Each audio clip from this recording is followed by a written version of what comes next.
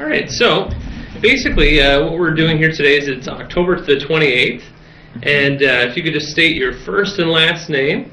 Yeah, Randolph Camp. Randolph Camp. Yeah. And I am Steve Passmore, and so we are doing an interview for a Veterans History Project today. And if you could state your date of birth. Yeah, March 12th, 1961. March 12th, 1961. Okay. And currently we are the only two attending the interview today. And the organization that you're currently working for is the? Is the Buffalo Veterans Medical Center. I work patient escort. Some people call it patient transport, but patient escort. Very good. Okay. And you are a veteran? Yes, prior Air Force. Air Force? Okay. And were you involved in any particular conflict? No. Okay. Most of my time was peacetime. Good. And what was your rank? Staff Sergeant when I was discharged. Staff Sergeant. E5. Staff Sergeant. And where did you serve? Mostly in Japan, but when I first got out of boot camp, went to Travis Air Force Base in California, and mostly Okinawa, Japan, and mainland Japan afterwards. Okay. All right, so now what we're going to do is we're just going to jog your memory a little bit, and I'll ask you a few questions. When you joined, were you drafted or did you enlist in the service? I enlisted voluntarily. And where were you living at that time? In a place called Spotsylvania, Virginia. Okay. About 50 miles from Washington, D.C., and 50 miles from Richmond, right in between, along Interstate 95. Yeah.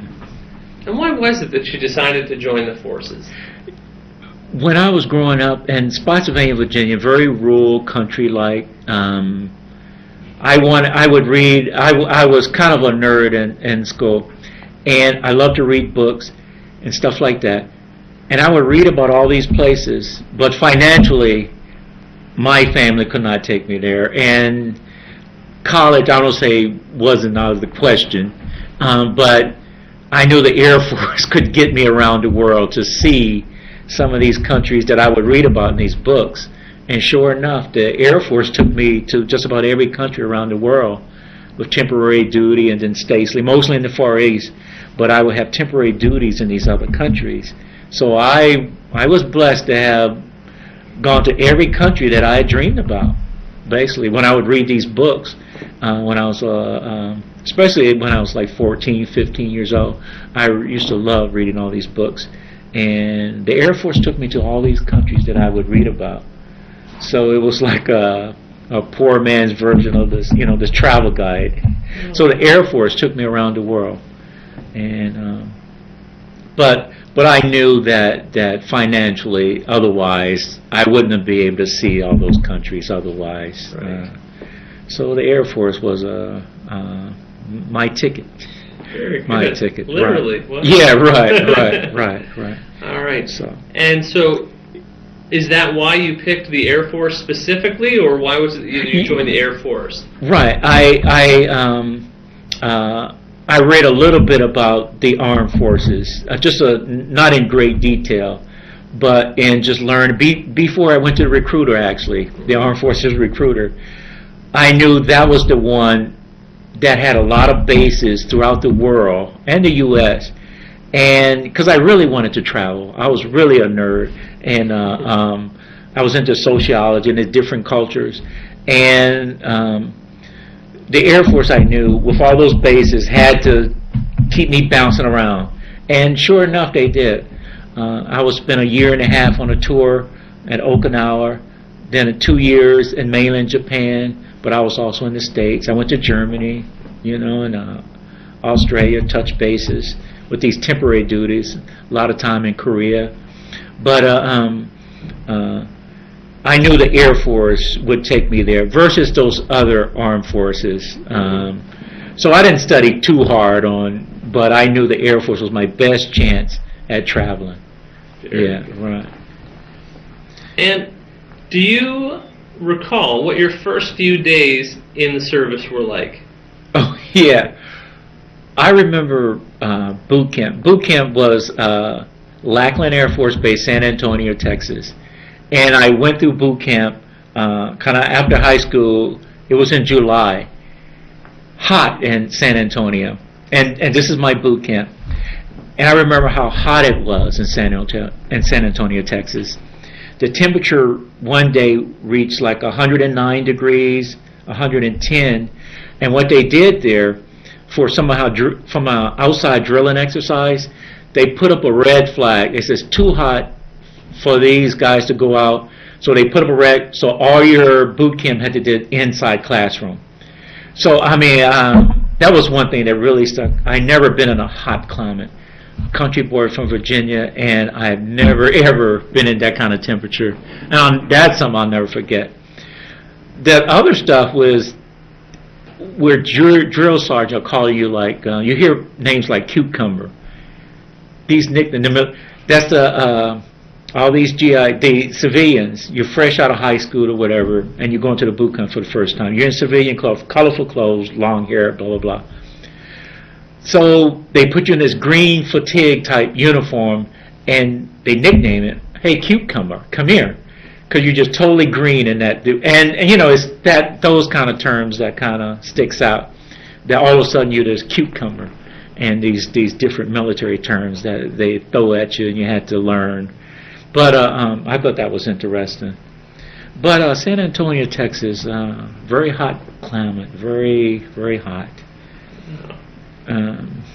And do you remember any of your instructors from boot camp? Let's see, not by name, but I remember this one guy, how he must have been good at his job, because you know, it's like stiffen up camp, or you know, when you start with all that civilian way, you be slouching or whatever, and even when you're marching, your shoulders are lagging, and he had this way of saying stiffen up. You know, he wouldn't say necessarily, you know, sharpen up those shoulders. He had this thing about stiffen up. And I forget his name, but he had to be good, very good, because in 6 weeks, Air Force has one of the shortest boot camps versus the Marine Corps and Army and all that. But in a 6 weeks time, this guy really transformed us into like knuckleheads, whatever you want to call us, teenage know-it-alls, into these, you know, these Air Force soldiers. But he did a good job. And it's so weird how you got all these thoughts about your drill sergeant. Why is he calling me this name, yelling at you, you know, and all this kind of stuff. But when you graduate, you're shaking this guy's hand, you know, you appreciate what he done. But he had this way of just saying, you know, straighten him. I guess I would slouch a lot in boot camp. And it maybe took me a little while, longer than the others, to kind of straighten up my shoulders and march with that, you know, that military, when you're marching, straight shoulders, chest out a little bit. But he would always say, you know, straighten up, camp. But how did you get through it? You know, were there some tough moments in boot camp? What helped you get through? Yeah, I think my poor upbringing and hard working. I grew up country like you, strong work ethic, you know, do the right thing, don't back talk. You know, even though this guy was on you, the drill sergeant, you know, calling you every name in the book, and he's got his colorful language that they learn to speak to. But I grew up very respectful of elders or people try to you know, if they're trying to teach you anything, you know, listen, learn, do your job, don't back talk, blah, blah, blah. So it was that kind of thing that would get me through anything. And I grew up poor, where you honor people who are doing something for you. They're doing good, and anything would have been an improvement from where I came from. Everything was like a stepping stone. And so I appreciated everything that I was doing. I was 18 years old and just wanted to do better and would do anything to do better.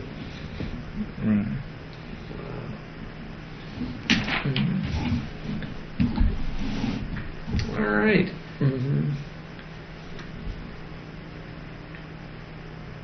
And some of the experiences that you had when you were in the Air Force, what kind of a job assignment did you have? That food service, mostly, but there's two different kinds of foods. You can have food service experience in the typical mess hall. In the Air Force, instead of saying mess hall, like you would say in the Marine Corps or Army, they would speak in terms of mess hall. Air Force would actually say dining hall. But you have that inside institutionalized cooking in a dining hall.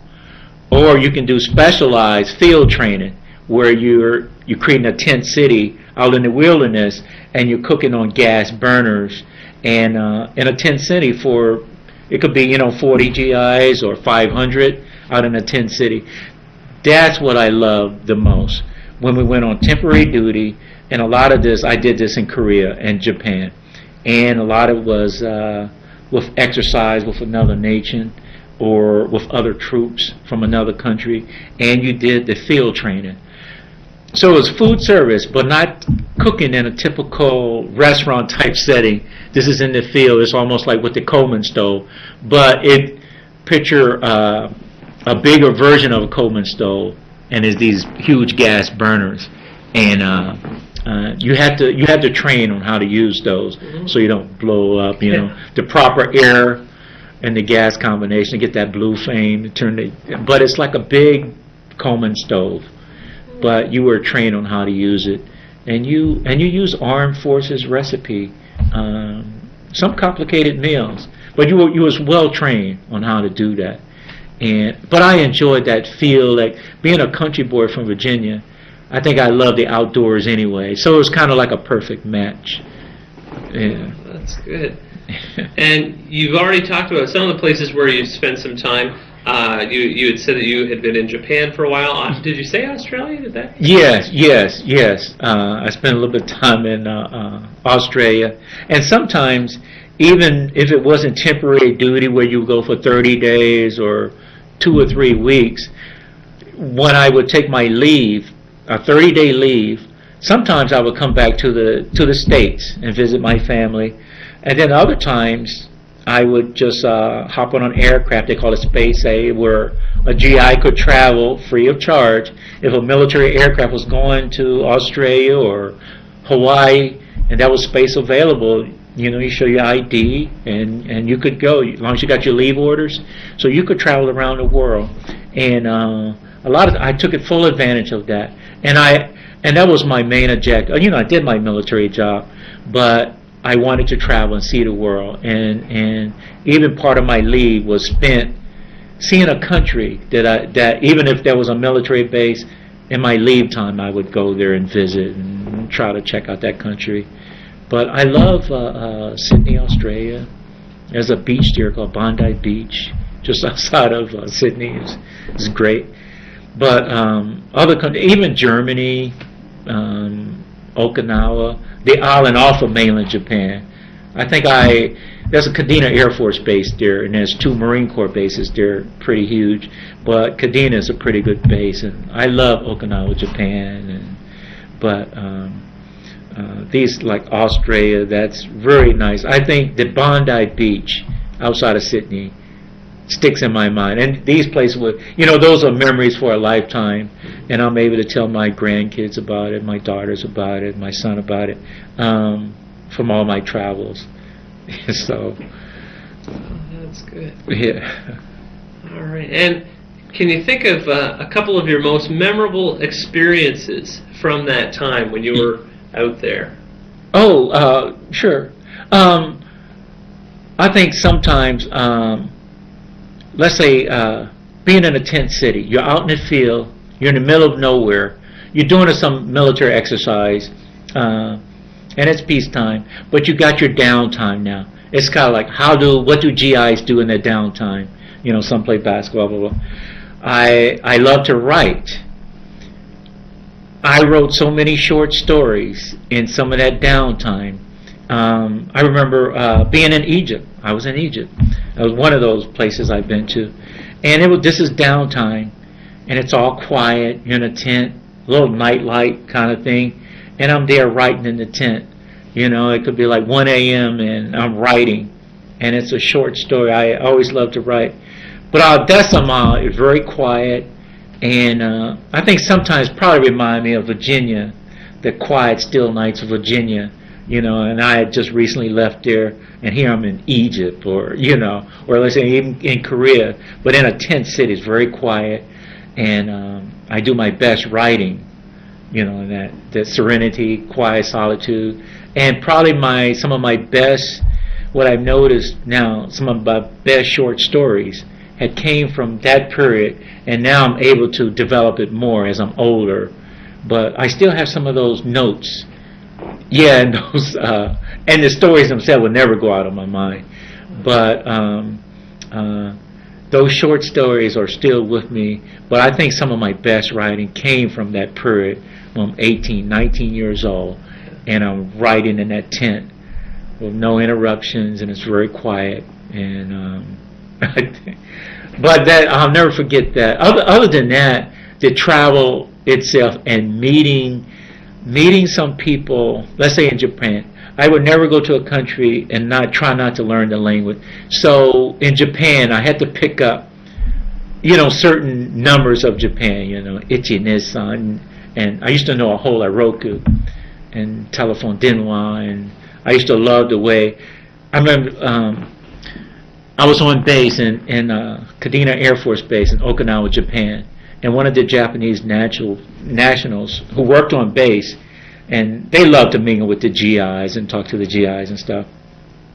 And I'll never forget this. It was kind of the way they teased the new GIs coming on base, and they would say, "Ohio," and you would think, what about Ohio? Are you from? You're looking at this Japanese guy, but he's saying in Ohio, Japanese mean hello. Mm-hmm. But it comes up Ohio. You're thinking he's talking about Ohio, the state, but he loved to see the Americans' reaction. Oh, that means hello. So that means hello. I'm just saying hello to you, and you're standing there trying to figure out what Dayton, whatever. What's about Ohio? What do you want to know about Ohio? Or some guys would say, "No, I'm not from Ohio. I'm from New York, or I'm from Virginia." But all he's saying is hello to you, and then he'd break. It's like an icebreaker. And then he'd say, "Oh, that just means hello. I'm just saying hello to you." Yeah. But it's those kind of meeting the nationals whenever I go to the country. One thing I would do, I would collect their currency. Mm-hmm. Like the Korean won, the Japanese yen, whether it was the coins or the dollar form, and I would send it back to the States and to a cousin or niece or nephew.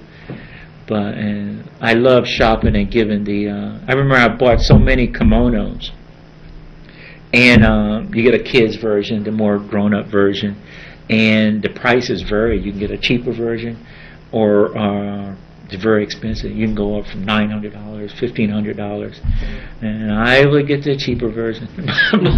But I would send them back to the States, to a lot of my female relatives. But I love doing that. Going, hey, they can say Randy he was in Germany, he was in Japan. In Germany, I would get beer steins. You could buy it. It was nice. Send them off as souvenir gifts to the folks back in the States. But I love doing that kind of stuff. Education for me and my relatives, they got a kick out of that kind of stuff. They always knew where I was. But I thought for me it was the biggest. It's like going to college in itself, or reading a book, or some people say better than reading a book, but right there in front of you, for you to experience this culture, and I loved every minute of it. But yeah, that's excellent. Right. Now you had mentioned some short stories. Yes. Do you still have those short stories? Oh yeah, and now what they've turned into is actually screenplays. No kidding. Yes, my short stories and the love for short stories and writing in general has developed to me being a screenwriter. Oh, that's excellent. And just last year, I was what do they call it? Semi-quarterless final in this big screenplay competition in Los Angeles. From that's a screenwriters magazine called Fade In magazine. They sponsored this big contest nationwide, and for 2007, I was a quarterfinalist in one of this competition. I wish I was a finalist, but I didn't make it to the top 6. Mm-hmm. But I was part of this group that at least made the quarterfinalists. And my kids still get a kick out of it, because on the internet you can still see my name. It's still on their website. 2007 quarterfinals, Randolph camp. They get a kick out of that. Wow. And that came from 2 screenplays that made it through. But I love writing, but I've noticed that I love it when I start to reflect on past experience and then your imagination. Some of those short stories have now developed into full-length screenplays. It's like those stories will never leave these characters that you create in your mind. Mm-hmm. They never leave you. And I love creating characters. And so in another form, start out as a short story or poem or whatever. Now I love screenplays now. I just love that.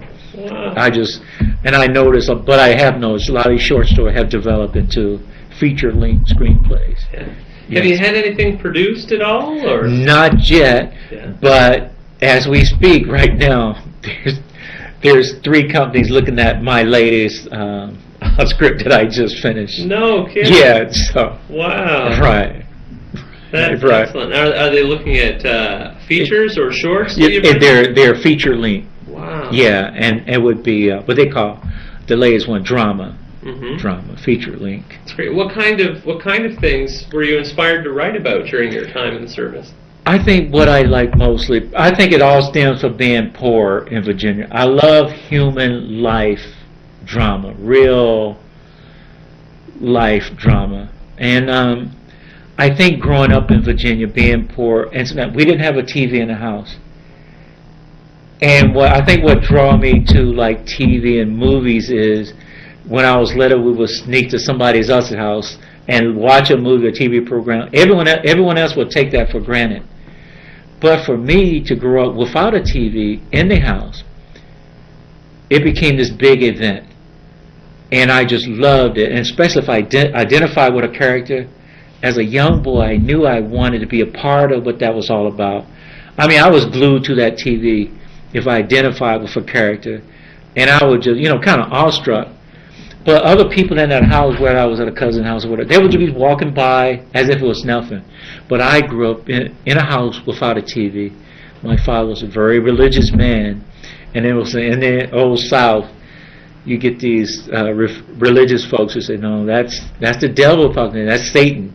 So, we're not having a TV in this house. That's that's devil's work.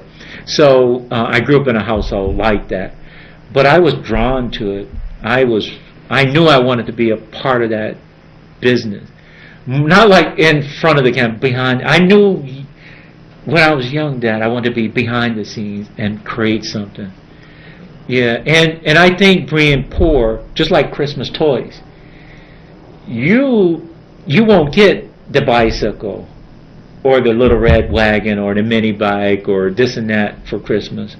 We got a little brown bag, had an apple, orange, and some Christmas nuts.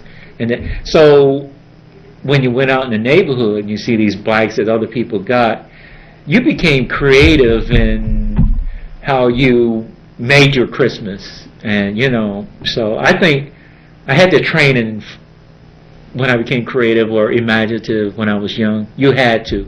I don't say you was forced to. You just didn't have stuff given to you like other kids. So you had to create your own fun, create your own Christmas, and I think that led into stories. Mm-hmm. And I love these. I don't know. I think just my mind just was just imaginative. Now, yeah, I don't know. Yeah, that's great. Now, when you were overseas and you were writing some of these short stories, were you using that as sort of a vehicle to take you back home, to sort of revisit home as though a way to compensate for homesickness, or were you documenting what you were experiencing at the time in the service? I think a mixture of that. because I noticed even some of the short stories I was writing, let's say I was out in a tent, middle of nowhere, my mind would still drift back to Old Virginia or the Rappahannock River. There's something, where I grew up, there's a Rappahannock River that goes through Spotsylvania in Fredericksburg County. There's something about that river, it goes all the way through, it kind of trickles and travels all the way through there, cuts all the way through. And whether it was, that kind of a dreaming thing, even when I was in high school or junior high, thinking about, oh man, I can't wait till I graduate so I can get away from here, and travel and see all these. But I would, sit by this river. You only have to go to a river park in Fredericksburg and the Rappahannock River, whether you're, having a snack or with some friends or whatever. My mind would drift about this river and just, you think of where this river takes you and dream about getting away from here and at that time I didn't know what was up, so I would just dream about leaving. But I noticed when I was in the tents writing these short stories, a lot of stories will have Rappahannock, a river, even if I didn't name it Rappahannock River, that was a river in one of those stories or something like that. It was a story about some guy leaving his hometown, so it was a mixture. And then the cultures that I would meet when I would travel around the world, maybe a piece of me would be in the story about a guy traveling. And let's say if I was in Japan, I wouldn't specifically write about Japan, but it would be about a guy who's traveling and maybe run into some experience. I had this way of creating it wasn't like to the point what I was experiencing, but in some creative way. Yeah. But it was an avenue, as you say, as your mind drifts, you're on one thought, but you find out a creative way to put that same thought in a more dramatic fashion. And I was kind of good at that. Yeah. Excellent. Yeah. Oh, that's great. Yeah. And when you were in the service, were you awarded any medals or citations? Oh yes, my one of the, even the Air Force Accommodation Medal. One of my temporary duty assignments was I was in Misawa, Japan, mainland, and I had to go near Tokyo. There's an Air Force base there, and the Air Force ran a correctional type facility. Some GIs did some minor offense, maybe threw trash out the window. So they'd spend 30 days at this correctional facility on this Air Force base. So they would bring in people temporarily from these other air bases. You kind of teach. It was kind of like they're in correction, this correction facility for 30 days, 60 days, 90 days. These teachers would come, instructors like me. I was staff sergeant. This was just by the time I was getting out of the service. And you would come in and teach them on a subject. And my commander there and my supervisor there, he thought I was giving such a, it was a class of about 15 to about 18 people, females and guys. And I taught on sociology, culture, behavior. I say I was a nerd in high school. I love teaching or that kind of thing. Just a whole lot of books, and it's mixed with, real, true life experiences. But I loved it. And he thought I was doing a good job, and he wrote me up for the Air Force Accommodation Medal, and I got it. So, they have a way, they put in for it, and you wait a month or two, and I got it for that. He thought I was a good instructor. I used to say, even I learned very young, there's a teacher in all of us, and one of my daughters, she's going to school now, she's in Iowa, she's in Ames, Iowa, and she's on her second year to be a school teacher. So even when I'm talking, yeah, right. Yeah. But I learned in Virginia. I don't know. It was a pastor.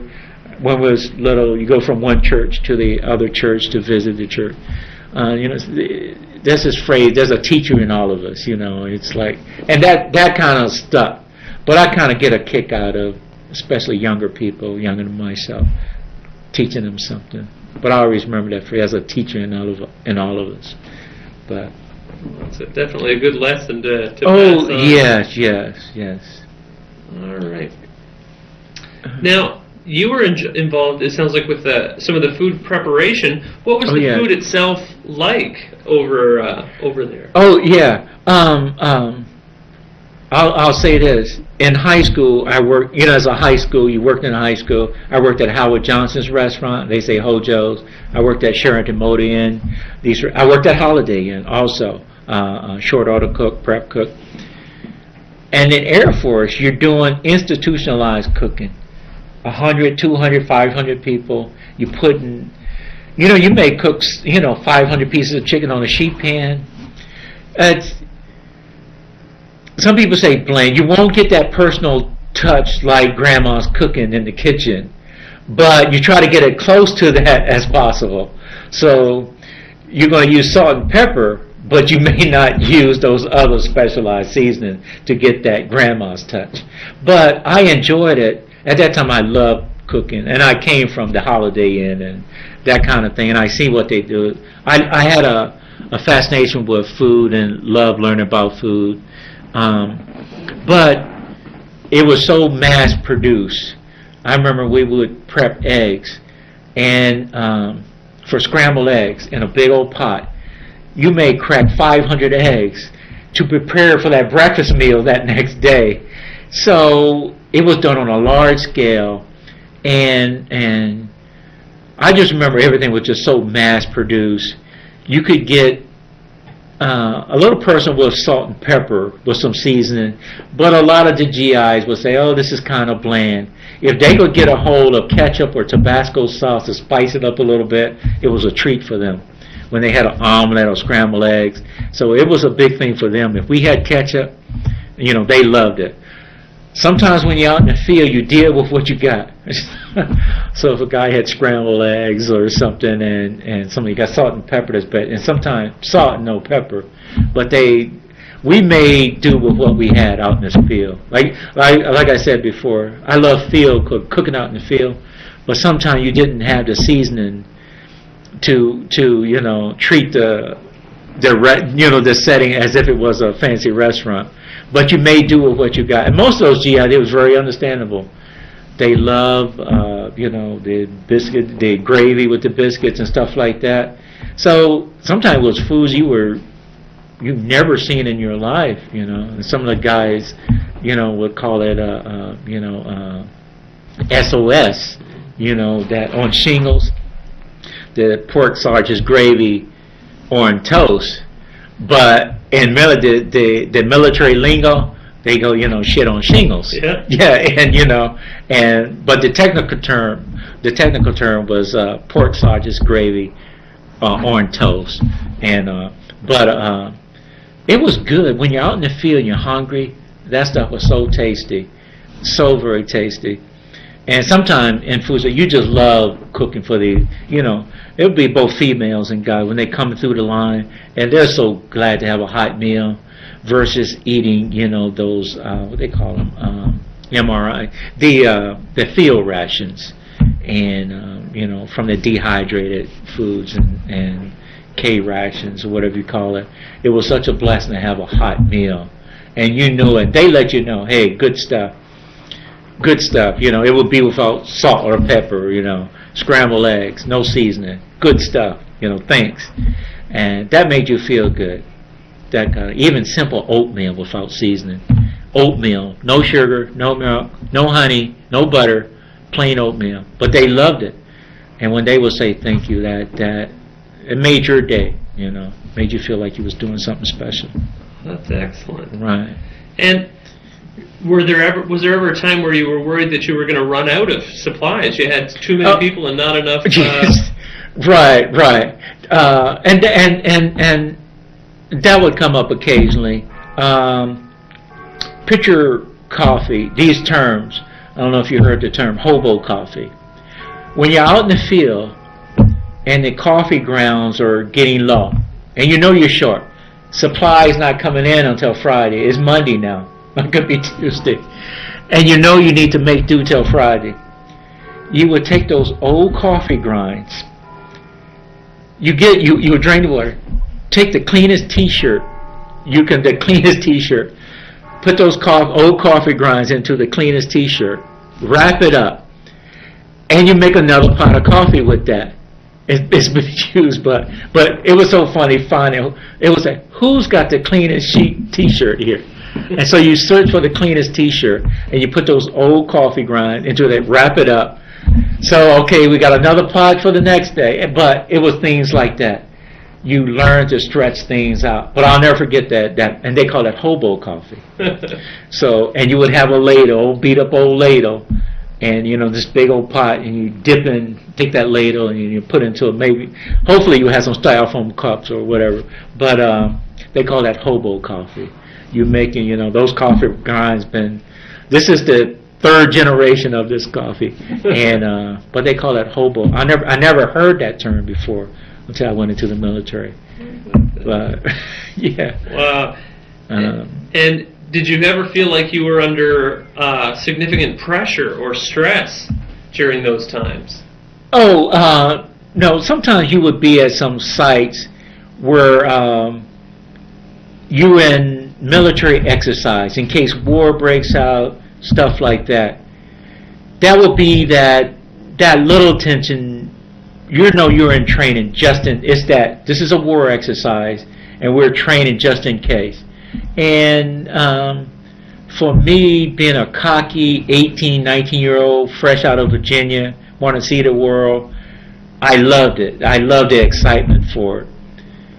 I think being mingled with some of the older folks who've been here a while, you can see them because they knew the seriousness of it. And they were more seasoned, and but for us young whippersnappers, we kind of loved it. And I don't say cocky, ready for some action, or wish something was really going on, because we was on in peacetime, in practice of war, and being young, you think you're more than invincible, and you just wanted some action.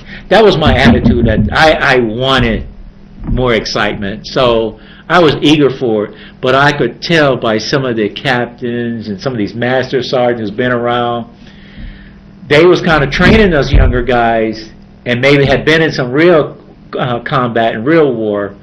So they was more even keel, level-headed. They know that, hey guys, something now you look back on it, they know that something could break out. Are these guys ready? But so as I, in hindsight, look back on, those guys was even keel, while we were young, hot-headed GIs, think we know it all, and but they were so calm, teaching us and training us. Have your fun, play, but this is what you do. And I took notice of how they were calm, always trained us, and this is what we do in case of war.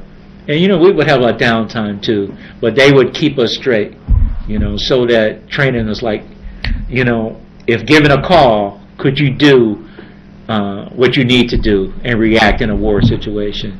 So, but when I was young, I think I was just so eager and ready to learn. I probably at the time wanted more action. I don't say I was disappointed that I didn't have more action, but I certainly wanted more at that time of my life. But and was there anything special that you kept with you or that you did for good luck? Oh, I think just some of the coins that I would send back to the States as a civilian. I would always send back. But some of the coins were so special, I kept some of them, and because I thought they were special. Whether there was something about them, from a different country, the coins, and I still have a few of those, and it grabs you. I don't know the way it was. Maybe the shininess of it was so different, but I couldn't part with it. And that was something easy you could just stick in your pocket or kind of keep with you, and because that was something, I took something from each country, coins or souvenirs. But me personally, the only thing I would have kept myself was certain coins, the metal coins, And still today, I still have some of those. And that's something I never sent to relatives. Yeah, just a handful. Yeah? Right, yeah, just a handful. That's good.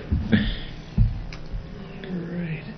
And were there any entertainers that came and saw you while you were out abroad? No, I would hear about the USO shows and all that.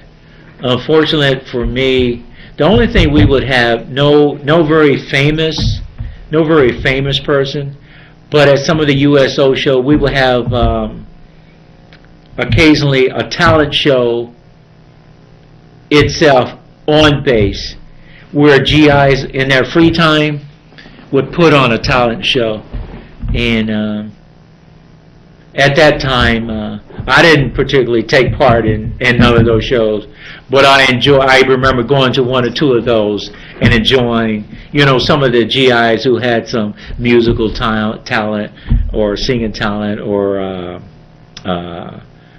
telling jokes or that kind of thing. They would take part in that. But any very famous celebrities, I missed out on that. Yeah.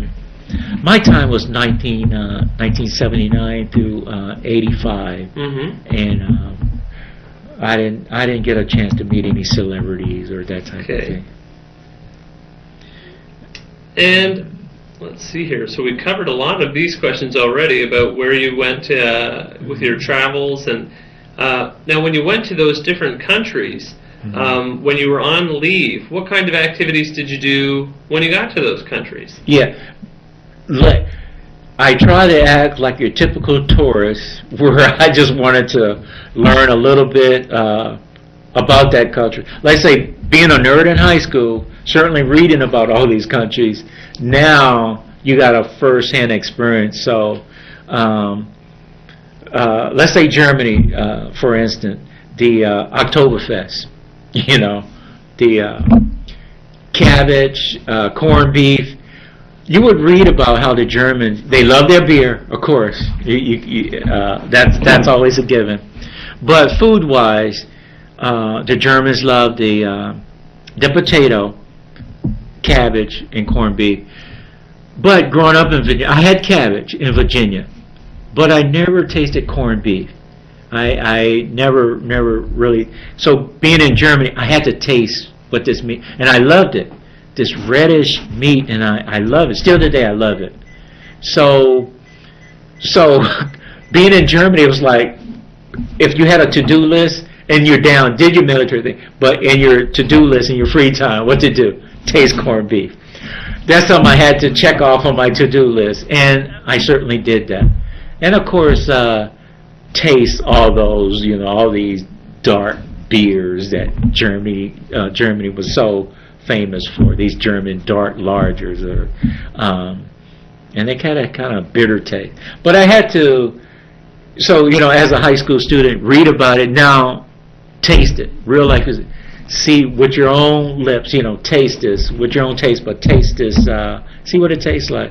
But corned beef, I got a kick out. For the first time in my life, I taste corned beef going to Germany, and some of the beer.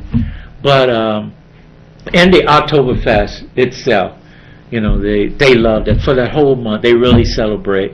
But, then you got all those famous, the Polish sausages, the bratwurst, the knockwurst, and all that stuff, the sauerkraut. I won't speak too highly of sauerkraut, but they love it. I can sprinkle a few strands, but they pack it on. But I love tasting these foods for the first time in Japan. Japan, one of my favorite Japanese dishes, and I would read about the Japanese culture, and I knew about yakisoba. I had never tasted it in Virginia, but read about it. Very, very equivalent to the Chinese chow mein, noodles and vegetables. But yakisoba is one of my favorite Japanese foods, and it's like a Chinese version of their chow mein, noodles and some vegetables, but the Japanese would say yakisoba, and very, very tasty dish. And here in the States now, if I get a chance, I'm near a Japanese restaurant, I'm going to order yakisoba. I love it. I love it. But now, can you think of anything in your mind that, when you look back on it, you really just laugh about? A humorous event that may have occurred while you were out doing your duties? The military style duties. All of the I out in the field, and water buck.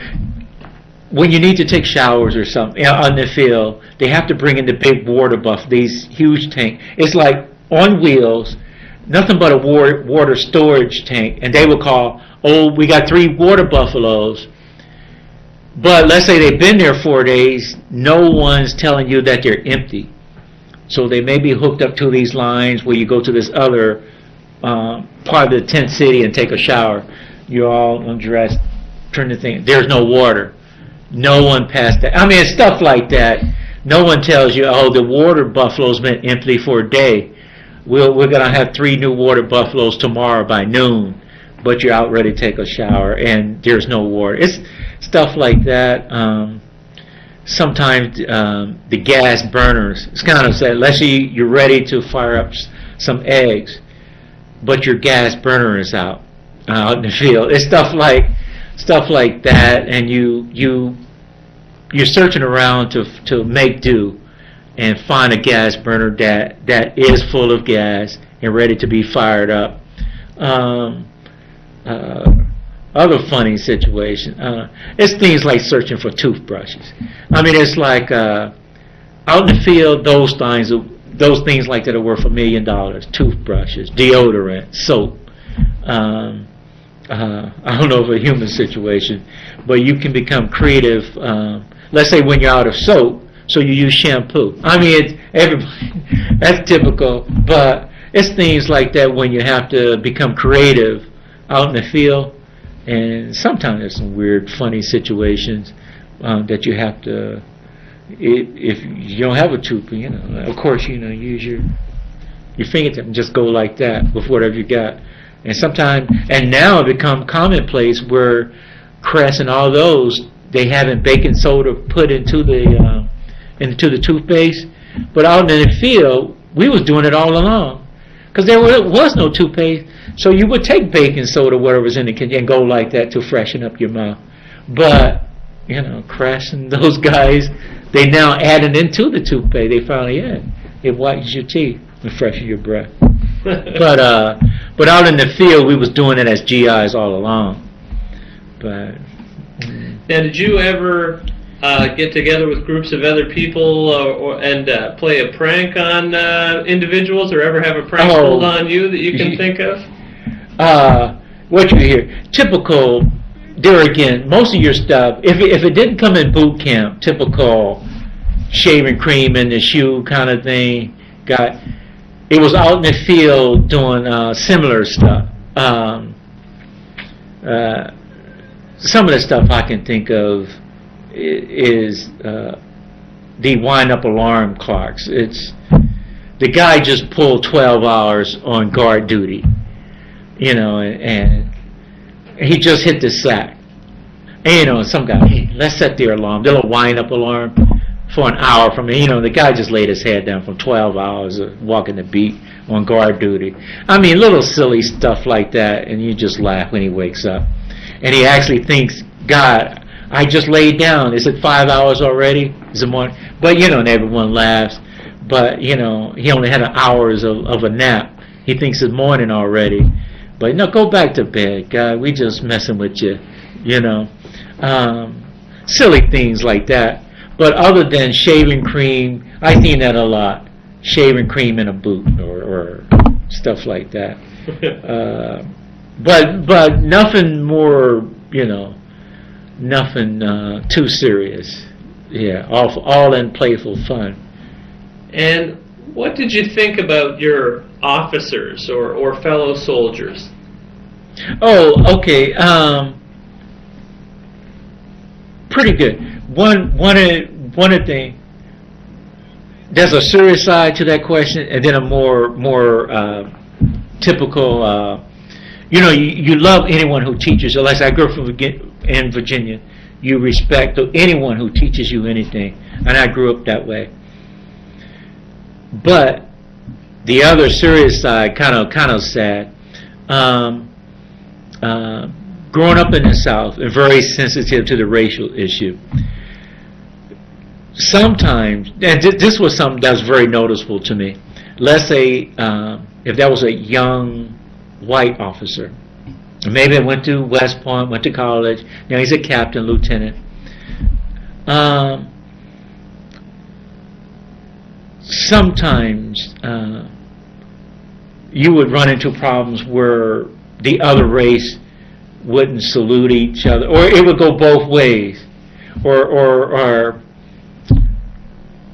let's say there's a young black officer who just went to West Point, went to college, and now he or she is a lieutenant, captain, or higher, and a white guy who's a master's, I've been in 20 years, crusty, know the military, through and through, die hard. It would be sometimes hard, for that white enlisted person to salute that young black officer because of where he grew up in the country. And you would see that. And all you have to do is bring your arm to just salute. You have to salute officers. And you would see them trying to get away with, how you doing? Just a little head nod. See if they can get away with that, because it kind of bothered them if they had to bring the hand all the way up and salute. It kind of brought deep down. And I grew up in this side. I kind of understood that racial issue. And then sometimes the black officer would say, excuse me. So that would be that brief moment of a little tension or awkward moment. And, the officer would say, excuse me. And the white enlisted person would say, okay. And they more or less was forced to do the salute. Hated every moment of it. But that would go both ways sometimes. But as a young country person coming out of Virginia, I grew up. So my younger years in the 60s, early 70s in Virginia, and I seen both sides and a lot of traumatic stuff. So in the military, you see pieces of it still within some people, and tied back to my writing and creative writing, the human drama that I love comes out in my stories. That human interaction where this guy has some deep down feelings. Even though I'm in the military, I have to do my job, not get in trouble. But I got some deeper feelings from how I grew up, or what I've been trained in my brain from where I grew up, these different parts of the U.S. So I love just sitting back. You're kind of that fly on the wall, just seeing human action, in action, how races react. That's why I love you. Kind of like a reporter, and always the writer. You always like watching, observing, and learning. And I love watching humans and reacting that kind. I took notice how races react to each other, and I think in some of my stories that stuff comes out in a creative type of way. I think my stories and screenplays that I write today got little pieces of all of that in there. But yeah. Excellent. Yeah. Now, did you keep a personal diary separate from the short stories that you wrote, or were those sort of like a diary for you as you went through? Right. I think either mentally or jot down notes for short stories and little notes. It was kind of like my mental notes, like a journal. Because even in 8th grade, our teacher had us keep a journal. And I always remember journals.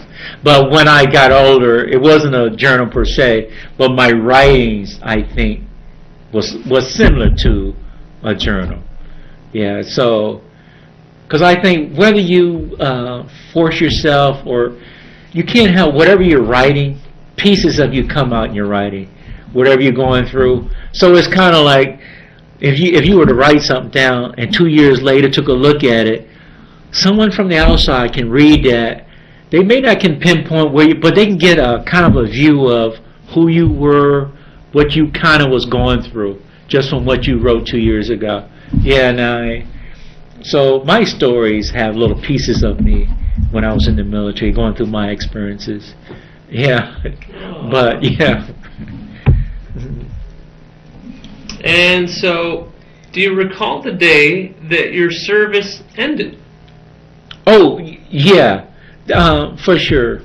Matter of fact, it's kind of a two-part thing. I was at Misawa Air Force Base in Japan, but matter of fact, the military lingo comes out again. There's this term when you're getting short. Oh, he's getting short. You're a short timer. When you're down to 30 days, 45 days, they call it short timers attitude. You're on your way out. But I was in Misawa, Japan, so as I was being discharged 30 days from now, I was to be discharged back at Travis Air Force Base, back where I started from, one of my original bases. And so you go through these debriefings, they call it. And but as you're winding down, you notice you're kind of saying goodbye to Japan, friends you made, because it's going to be 30 days until you go to California and be discharged from the Air Force. So you got this month or so in Japan, but you know you're getting out. So you're kind of saying your goodbye to some friends you made, kind of to the Air Force. You're kind of going to God. I'm not going to be a GI anymore, that kind of thing. So you got a little time to think about you being a civilian all over again and that kind of thing. And then it really going to hit you when you go to the state. Mine was different because I was in overseas, and then versus being in the States, and then you get your discharge from the States. So I was going from overseas back to the States.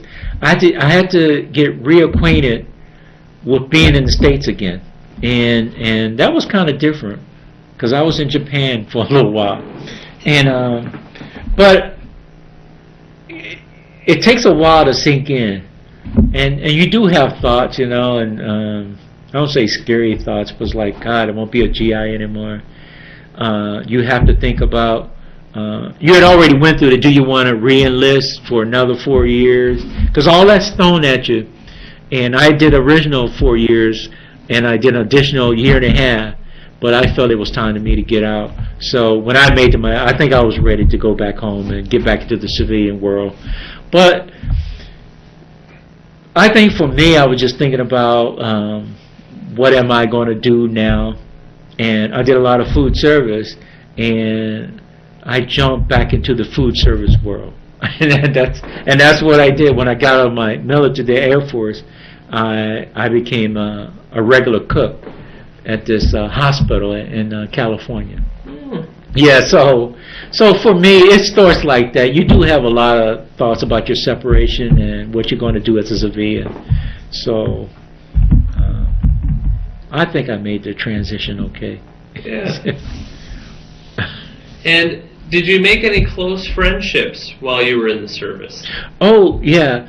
One of the sweetest thing right now, I just mentioned Travis Air Force Base, and that's outside of Fairfield, California. After boot camp, Travis was my first Air Force base.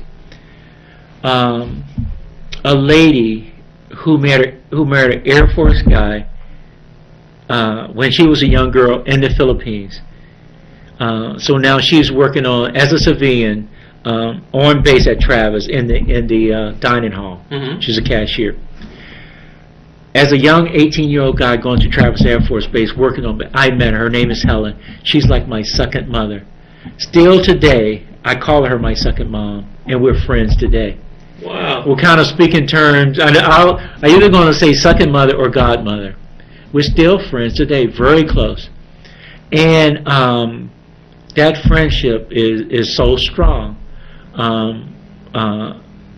I would visit her home, met her husband, her other kids. When I was at Travis Air Force Base, being a GI on the barracks, she wouldn't let me spend the holidays on base as, the single GI. She would tell her, no, I'm going to bring Randy out to our house, and he's going to have Thanksgiving here with us. So that was so precious and special, and we're so close today. She's still like my second mother. You talk about a special friend, so it's even stronger than that. Mm-hmm. And I got a phone number and everything. Yeah, we keep in touch. That is excellent. Yeah. And once you were out of the service, did you join a veterans organization? Oh, no.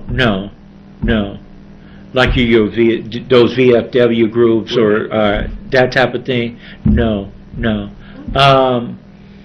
The only thing that I got involved with, and I learned about it when I was in the military, was I Have a Dream Foundation. It wasn't a military. It was this organization. Say, we would tell kids in bad neighborhoods, if you finish high school, we would pay for your college or vocational school, and it targeted kids in bad neighborhood, gang-infested neighborhood, that type of thing.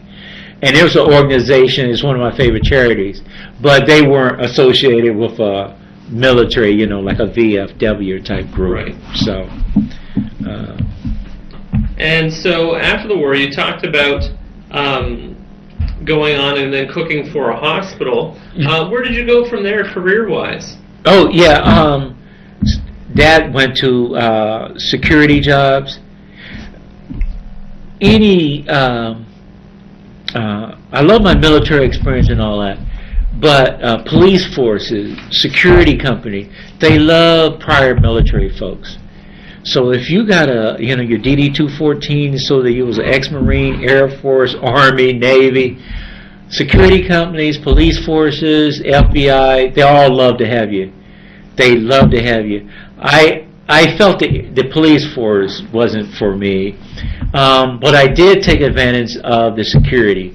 So I got a decent job as a security officer at a TV station in California. Yeah, when I got out, so I fell in love with California, even though I'm from Virginia. So I stayed out there for a good little bit. So, but the security job, which was they loved prior military, and so I just fell into that. Got my security guard license and all that stuff, and kind of liked it too. Just meeting different people. I was working at a TV station, so I got familiar with how the TV station. And with that love of writing, I always mixing, as you're trying to elevate yourself into what your dream would be. My dream is to, sell a screenplay or that kind of thing. So being able to, little by little, learn about what you're doing, your profession, or what you're being guided towards. Being a writer, just learning the TV industry, how it works, who's involved with it. I love that. I met so many people working at that TV station and how it operates, how it functions.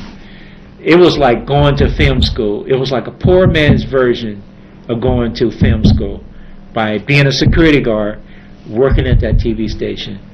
And then you learn terms about networking too. In Hollywood, it's you network. It's who you know and what you know. So even when I was there, I was like picking up things. So. Where in California was the TV station? In Los Angeles. Oh. Yeah, in Los Angeles, yeah. Was it a major network or? No, this TV station, even though they would rent out sound stages for like a movie production, it was a PBS TV station. But they had big sound stages where in early Hollywood it was protected by the Historical Society because a lot of the silent movies back in the 20s and 30s and some of your movies from the 30s and 40s was shot there. Now it's a TV station, but part of the lot was a movie production studio, and these famous movies was shot there, and the Historical Society would protect that part of that studio, and these tours would come onto the studio, and I loved that. They wouldn't be here for the TV station, the PBS, but they was here for old Hollywood as a tourist, and I loved that part of working there at that station because I got a piece of old Hollywood, and plus the current modern day TV station on the other side of the lot. So, but we would meet all these people coming in at the gate. So as a security guard, you know who was coming, who was going, and what was going on. But I learned a good bit of Hollywood history just by working there. So, and being a screenwriter or aspiring screenwriter, it was all education to me, and loving every minute of it. Oh yeah. Wow. Did any celebrities come through? No, that one, that's where I met. Because at that PBS station, even Dick Van Dyke, Sally Field, Debbie Allen, Felicia Rashad, the two sisters, because Debbie Allen, the two sisters, but two different last names. But they shot a movie there for PBS, and it was shot there. Sally Field shot a film, and Dick Van Dyke, he shot a film there. Just to name a few. But Tavis Smiley, he still today tapes his TV show there. He's like a version of Charlie Rose, where he does a one-on-one interview with politicians, music industry folk, film industry folks, and people in the sports world. But Tavis Smiley show is taped there, and as he meet Prince, John Travolta, all these folks have to come there for the taping, and they have to come through that security gate. So I got a chance to meet all of these. But I think John Travolta and Prince drew people out of their office when they came onto the lot. Everyone came out of their office to just get a glimpse of it as they walked back to the soundstage to tape the Tavis Smiley show. But we had to check them in, at the security gate. That's right. But and I got a kick out of that stuff. But for me, I looked at it as still today I call it a poor man's version of film school, because I got a chance to see how Hollywood worked. That how it really, managers, agents, PR people, all these, the crew, what they call it, the entourage. It's funny how one celebrity may have 2 assistants, another one may have 12 makeup people, and all these, God, these big celebrities, they may have 12 people, this entourage, my God. Yeah, and that was, I got a kick out of it, actually, because you would read about this, or read or hear about it on Entertainment Tonight, all these, that kind of thing. But to see it face up with your own eyes, and I loved it. But always kind of taking mental notes. Always taking mental notes as a writer. Maybe one day that guy or that female will be in one of my movies that I will write. Yeah. Always wishing and hoping that I would break through and get my foot in the door. And hopefully, I'm still wishing and hoping. Yeah, so. It sounds like you've got your iron in the fire. Yeah, right. Different things. You've got some different production companies interested in. Right. I mean, right today, and kind of like got my fingers crossed for this one particular script right now. Excellent. As we speak. Very good. Who knows? Now, is there anything else that you can think of that you'd like to share with the audience today? Oh, I think when I went in, let's say prior service, the subject of being a old country boy from Virginia, very little money from, financially strapped, or whatever you want to call it.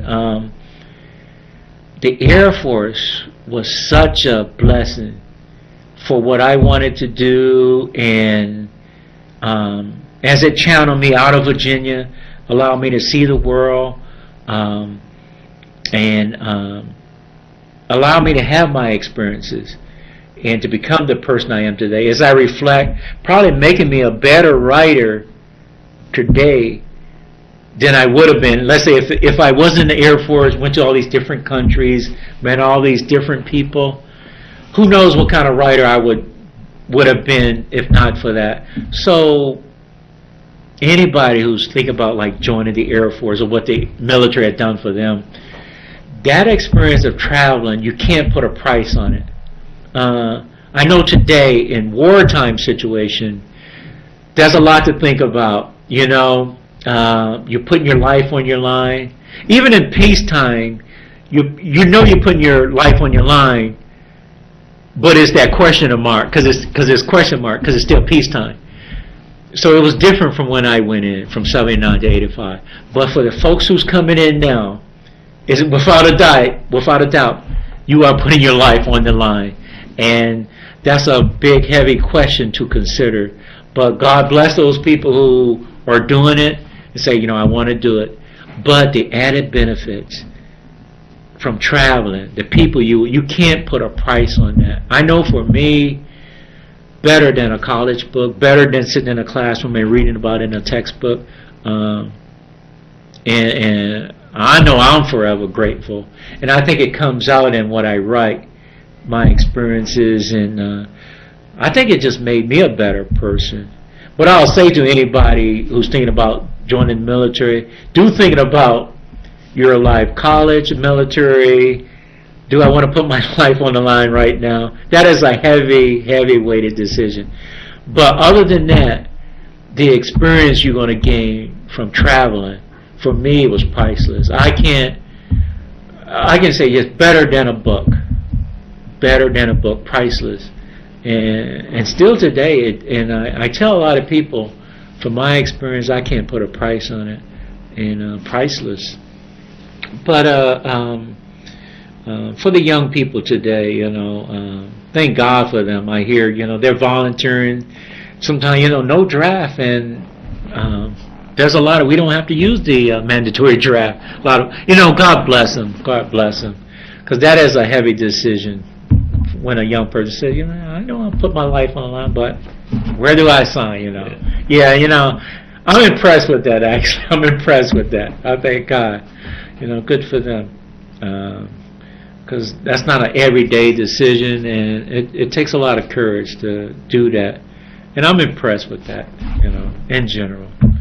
But well, that's excellent. Well, yeah. Well, it's been great having you in today and getting a chance to hear your story. Yes. I mean, you've gotten to see the world and to document it through your writing along the way, and Yes. that's a passion that's still with you today. Oh, And, yes. so I mean, it's very exciting to see that and to get to hear your words. So I'd like to thank you very much for coming in today here My at the pleasure. VA in Buffalo, New York, and all the best to you in the future. Yeah.